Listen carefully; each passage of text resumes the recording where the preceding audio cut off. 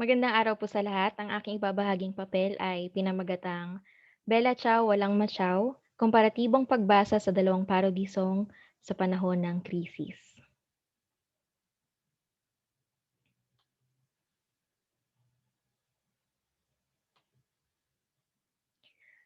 Ayon kay Felipe de Leon, ang musika ay gamit na instrumento para sa kritisismong panlipunan at pagbabago. Bihikulo ito sa panawagan para sa mas makataong gawi, pagpapahalaga at pagkakapantay-pantay. Maraming pagkakataon nang nagamit ng mga Pilipino ang musika upang makapagpahayag sila ng kanilang saloobin. At dahil nga naging mapanghamon ang 2020, isa ang musika sa naging sandigan ng mga mamamayan noong panahon ng enhanced community quarantine, di lamang dito sa Pilipinas, maging sa ibang mga bansa.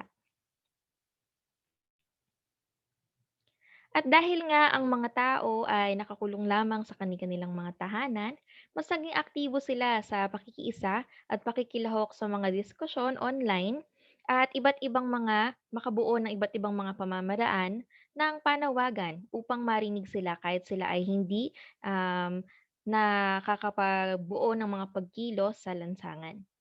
Isa sa mga malikhain at kakaibang paraan ng panawagan at pangangalampag ng mga mamamayan ay ang mga pagbuo ng parody song na nag-viral sa iba't ibang mga social media platforms. Isa na sa mga nag-viral na parody song dito sa Pilipinas ay yung kanta ng Plugpool na Walang Machaw. Ito ay parody ng awiting Bella Ciao na mula sa Netflix series na Money Heist. At dahil nga naging patok ang series na ito noong quarantine, ito ay hayagang binanggit ng plug pool na gusto nilang iayon yung pagkapatok nitong awiting ito sa um, mga nagaganap sa Pilipinas sa kasalukuyan, kaya bumuo sila ng parody song. Ang dalawang awitin na ito ay nagmula sa orihinal na kanta na Alla Mattina Appena Alzata na ang salin ay Early in the Morning When I Wake Up na awit ng mga babaeng magsasaka sa Italia noong panahon. Yan. Tinukoy ng papel na ito ang naging pagbabago sa paggamit ng parody songs bilang protesta sa paglipas ng panahon sa magkaibang bansa, krisis at pagkakataon. Ginamit sa pagbasa ang komparatibong pagbasa ni Toledo at ang teksto na binasa ay ang awiting Walang Matyaw ng bandang Plugpool at Bella Ciao ni Mano Pilas.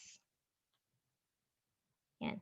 Ang komparatibong pagbasa ni Toledo, binanggit niya na maaring tuntunin sa pamamagitan ng masinop na pagbasa ang mga bitak, hindi nasasabi, transformasyon, radikal na posibilidad at resepsyon na nakapaloob doon sa mga awitin galing doon sa mga tagapakinig kapag ginamit ang komparatibong pagbasa o matutukoy ito sa pamamagitan ng masinop na pagbasa.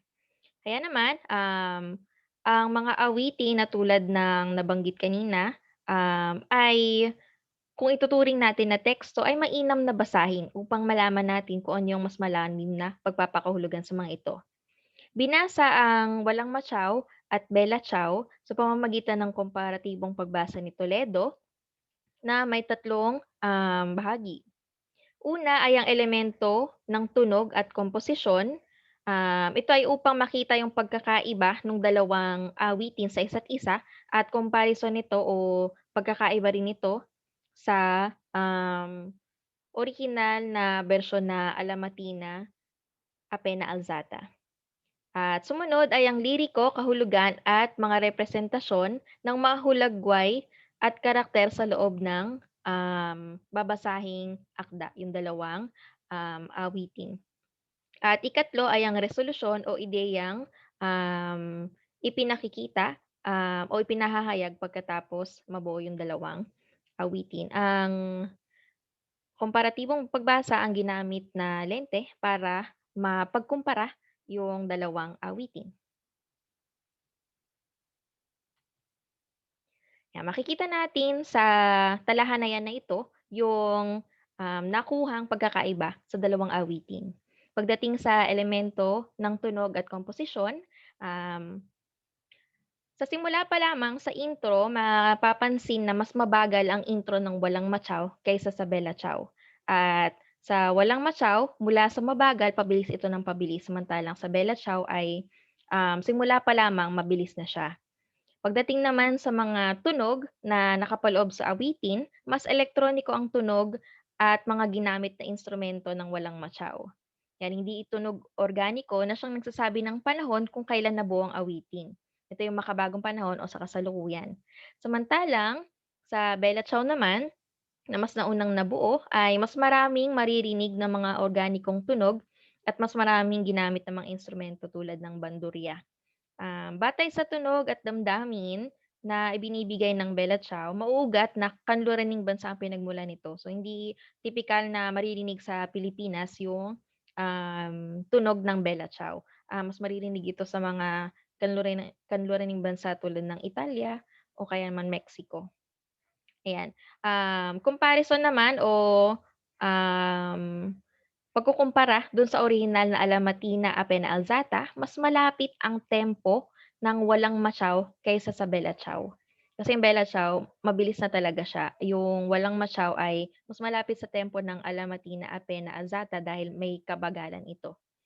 Mas marugdob ang ibinibigay na damdamin na nagpapahayag dito sa Walang Matyaw. Samantalang sa Bella Ciao ay mas masaya ang damdamin na kukuha dahil mas mabilis nga ang tempo ng awitin. Pagdating naman sa liriko, kahulugan at representasyon, mas maikli ang liriko at kaunti yung paulit-ulit na bahagi ng Walang Matyaw. Samantalang sa Bella Ciao ay mas mahaba ang mga liriko at mas maraming mga paulit-ulit na bahagi. Paggamit naman ng salita, mas matatalinhaga at puno ng simbolismo ang Bella Ciao kaysa sa Walang Matyaw sapagkat sa Walang Matyaw, tuwirang binanggit na ang mga puntong nais bigyang diin. At samantalang dito sa Bella Ciao, may pagtatago pa ng kahulugan sa mga simbolismo. Yan, hindi na mailalapat sa iba pang issue yung Walang Matyaw dahil direkta na niyang ipinuto kung ano yung gusto nitong iparating samantalang sa Bella Ciao, itinago nga ito sa mga simbolismo kaya pwede itong gamitin pa sa ibang mga issue. Yan, ang pangulo ang paulit-ulit na binabanggit sa liriko ng Walang Matyaw. Yan, paulit-ulit na binabanggit yung Mr. Pangulo. Dito naman sa Bella Ciao, ang partisan ang paulit-ulit na binabasa o binabanggit. So makikita natin dito kung sino yung pinatutungkulan nung o ano yung kanino idinedirekta yung awitin.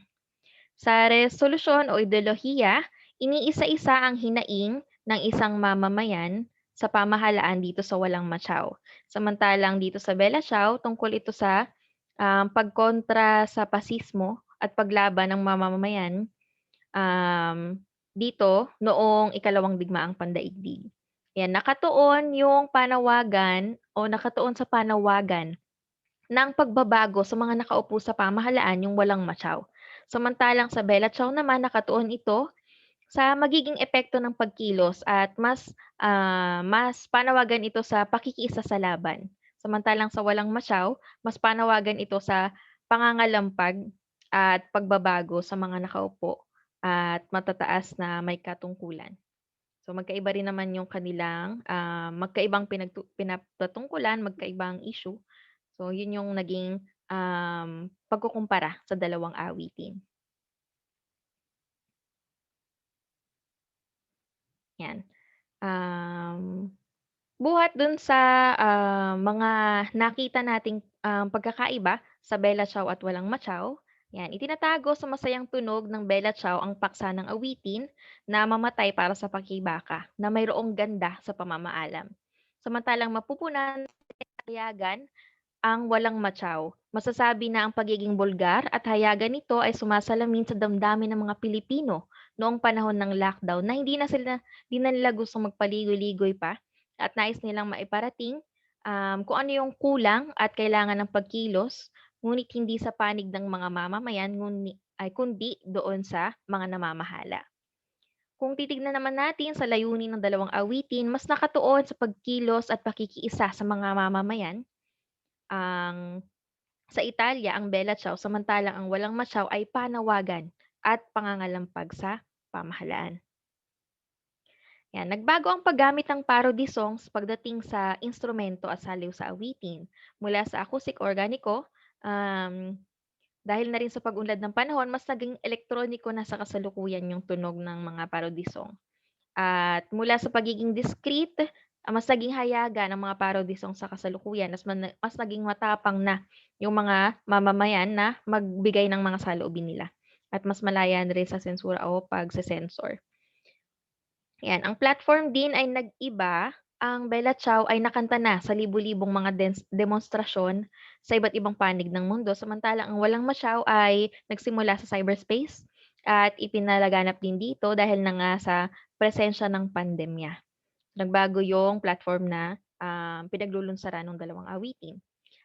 Kaya naman inaasahan pa ang mas mabilis na pag-unlad at paggamit ng mga awit at parody song sa pagpoprotesta sa mga susunod pang panahon at pagkakataon dahil sa angkin nitong sining at katangian na yung mga awitin ay tumitimo sa isipan ng mga tagapakinig kapag ito ay inaawit. Sabay na rin doon ang damdamin at nais ipahayag. Yun lamang po ang komparatibong pagbasa sa dalawang parody song na Bella Ciao at Walang Machaw. Maraming salamat po.